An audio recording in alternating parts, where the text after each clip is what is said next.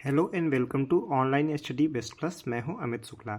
हम आज एडीआर को पढ़ेंगे मेंस के पॉइंट ऑफ व्यू से और उस तरीके से कि जैसे रियल में आपको आंसर कैसे लिखना है, इसीलिए मैं उसको 20x14 के डायमेंशन पे बना रहा हूं। तो आइए समझते हैं एडीआर। जैसा हमें पता है मेंस में जब आप आंसर राइटिंग करते हैं 3 पोर्शन होते हैं, उसके 3 पार्ट होते हैं: introduction, intro, body and conclusion. Introduction fact based हो सकता है और डेफिनेशन बेस्ड हो सकता है, कोटेशन बेस्ड हो सकता है, डिपेंड्स आपके पास कैसा तैयार है।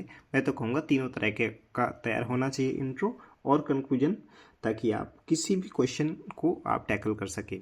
ठीक है, तो आइए देखते हैं एडीआर क्या होता है। अल्टरनेट डिस्प्यूट रिजोल्यूशन सिस्टम, ये क्या होता है? अल्टरनेटिव डिस्प्यूट रिजोल्यूशन क्या है? तो भाई वैकल्पिक शिकायत निवारण तंत्र, आई थिंक हिंदी में यही वर्ड होगा। तो इंट्रो क्या है? Tool to amicable dispute settlement through negotiation and discussion. हम आपसी तरीके से निगोशिएशन और डिस्कशन के द्वारा जब किसी डिस्प्यूट को सेटलमेंट करते हैं तो वो जो मैकेनिज्म है उसी को हम एडीआर बोलते हैं। फिर अगर हमारा इंट्रो छोटा है तो उसका आपको लाभ ये भी मिलता है कि आप माइक्रो डायग्राम से उसको थोड़ा सा सपोर्ट दे सकते हैं। तो एडीआर हमने यहाँ पे माइक्रो डायग्राम से भी दिखा दिया कि ये क्या करता है। It is established on the basis of article 14 and 21। ठीक।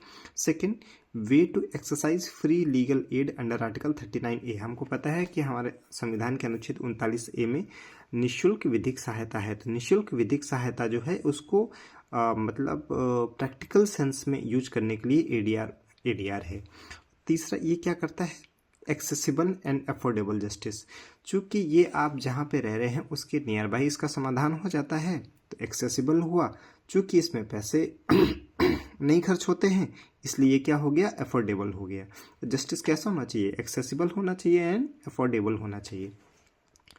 और it is consist of tribunals and लोक अदालत्स। तो हमने एडीआर का डेफिनेशन देखा माइक्रो डायग्राम के थ्रू, क्या क्या चीज़ें उसमें आती है हमने ये देखा। फिर वो कौन से तरीके हैं जिनसे आप एडीआर को एक्चुअली में उसको प्रैक्टिकल शेप देते हैं। तो एडीआर में 5 चीज़ें हैं। आर्बिट्रेशन, क्या क्या है? आर्बिट्रेशन है, कंसिलिएशन है, मीडिएशन है, निगोशिएशन है और ग्राम न्यायालय है। हम अगले वीडियो में इनको अब सेपरेटली बता देंगे। अभी यहाँ पे एडीआर को कैसे आप अचीव करना है उसके 5 तरीके हैं। आप इसका एक्रोनिम भी बना सकते हैं, ACMNG, राइट। ओके, अब आते हैं कि बेनिफिट क्या है एडीआर के। तो बेनिफिट्स ऑफ एडीआर देखते हैं। तो जैसे देखिए, आप जब भी कोई हेडिंग बनाए तो उसको बॉक्स के अंदर करेंगे ताकि वो ज़्यादा प्रेजेंटेबल दिखे। तो नीट एंड क्लीन जैसा कि आप देख पा रहे हैं दिख रहा होगा। तो बहुत ज़्यादा नहीं लिखना है, कम लिखना है, बट इफेक्टिव होना चाहिए। तो बेनिफिट्स ऑफ एडीआर क्या है? तो पहला आप देखिए, स्पीडी एंड अफोर्डेबल जस्टिस। जैसे हमारा जुडिशरी का नॉर्मल हम क्या देखते हैं कि वो बहुत लंबे केसेस चलते हैं, है ना, तो वहाँ पे डिलेड जस्टिस होता है। बट यहाँ पे क्या होता है? स्पीडी और अफोर्डेबल जस्टिस होता है। ठीक है, अफोर्डेबल हमने क्यों कहा? एग्जाम्पल दे दिया हमने। इसमें जो खर्चा आता है वो 50 रुपये का आता है and justice delivered with in 6 months. तो हमने देखिए हमने क्या कहा, जो भी आप पॉइंट लिखें, हम ये नहीं कह रहे हर पॉइंट में एग्जाम्पल देना है, बट कोशिश करें कि जो पॉइंट बोल रहे हैं उसका आप कहीं ना कहीं उसको सपोर्ट दें। तो हमने देखा 50 रुपये का खर्च है और 6 महीने के अंदर निस्तारण है, मतलब वो स्पीडी भी हो गया, अफोर्डेबल भी हो गया। Second, reduces burden of judiciary. तो हमने देखा कि ऑलरेडी हमारे जुडिशरी के पास कितने पेंडिंग केसेस हैं? 3 करोड़। तो अगर बहुत सारे केसेस एमिकेबली अगर सॉर्ट आउट हो जाते हैं तो हमारे जुडिशरी का बर्डन भी कम होगा। Third, manned bye experts. ठीक है, तो इसमें कहीं ना कहीं टेक्निकल कॉम्पिटेंसी भी आती है। ठीक। Next, process simplification. उसमें बहुत सारी फॉर्मेलिटीज़ नहीं होती हैं, तो जो कम पढ़ा लिखा आदमी है, जो वेल वर्स नहीं है कानून के साथ में, वो भी उसको यूज कर सकता है। तो प्रोसेस सिंप्लीफिकेशन यानी लेस फॉर्मेलिटीज़। नेक्स्ट है एफिशिएंट है, because there is division of work and specialization. ये हमने बेनिफिट के अंतर्गत 5 पॉइंट देखे। इसके अलावा क्या हो सकता है बेनिफिट में? तो आप देख सकते हैं हमने 5-6 पॉइंट देखे। अब देखते हैं कि इशूज़ क्या है। तो इशूज़ में आता है no uniform procedure because it is guided by principle of natural justice, है ना। जब नेचुरल जस्टिस के द्वारा गाइडेड होता है तो ऐसा भी हो सकता है कोई यूनिफॉर्म प्रोसीजर नहीं है, they are not guided by procedure established by law. तो ये भी हो सकता है कि सेम तरह के केसेस में अलग अलग इंटरप्रिटेशन देखने को मिले, तो ये एक समस्या है कहीं ना कहीं। सेकंड आता है dependence on nodal ministry for funds. आप देखते हो कि इनका जो फंडिंग होता है उसके लिए मिनिस्ट्रीज पे इनका डिपेंडेंट रहता है, इस जो उनके फंक्शनिंग को डिस्टर्ब करता है। थर्ड आता है, ये क्या है, short tenure of members less than 2 years, यानी इसके जो एडीआर के मेंबर्स होते हैं उनका जो टेन्योर होता है बहुत छोटा होता है, यानी 2 साल से कम होता है, ये भी एक प्रॉब्लम है। Next duplicacy of efforts. ऐसा भी होता है कि जो आपने एडीआर में आपने जो केस हुआ है उसको बाद में आप हाई कोर्ट और सुप्रीम कोर्ट में अगर जाके चैलेंज करते हैं तो डुप्लीकेशन हुआ, तो जब finally high court supreme court जाना ही है तो यहाँ क्यों जाए, टाइम क्यों वेस्ट करें, तो डुप्लीकेशन हो जाता है एफर्ट्स का।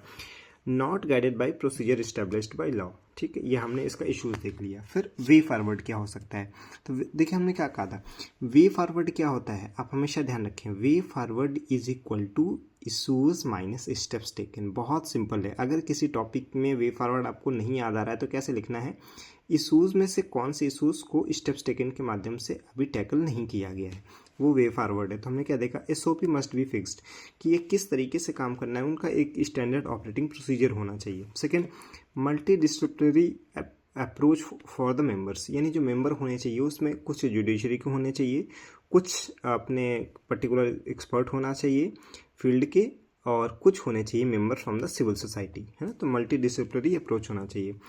इंडिपेंडेंस ये कैसे आएगी, तो salary from CFI under article 266, जैसे हमारे हाई कोर्ट और सुप्रीम कोर्ट के जजेस की सैलरी आती है ना सीएफआई से, कंसोलिडेटेड फंड ऑफ इंडिया, जो भारत के अनुच्छेद संविधान के अनुच्छेद 266 में भारत की संचित निधि है वहाँ से आती है, तो ऐसे इनका भी सैलरी यहाँ से आना चाहिए, तो उनका जो फाइनेंशियल डिपेंडेंस है वो खत्म हो जाएगा।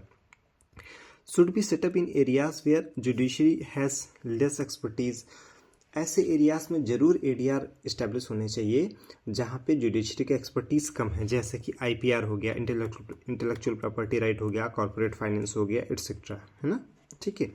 उसके बाद एक कंक्लूजन, तो कंक्लूजन में क्या है, Malimath committee recommendation needs to be implemented well to ensure delivery of justice at door step, ऐसे भी लिखा जा सकता था, Malimath committee recommendation needs to be implemented well to ensure door step delivery of justice. तो अगर कमेटी का नाम भी आपको याद है ना उससे संबंधित, तो उसको एक्सप्लेन करने की ज़रूरत नहीं है। तो कंक्लूजन में एक बहुत अच्छा पॉइंट ये होता है कि कमेटी या कमीशन का रिकमेंडेशन आप इस तरीके से कमेटी का नाम लिख के डाल दें तो आपका बहुत छोटा बट इफेक्टिव कंक्लूजन बन जाता है।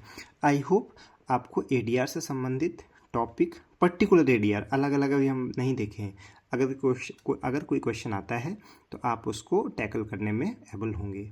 आई होप ये वीडियो आपको हेल्प करेगा। Thank you so much.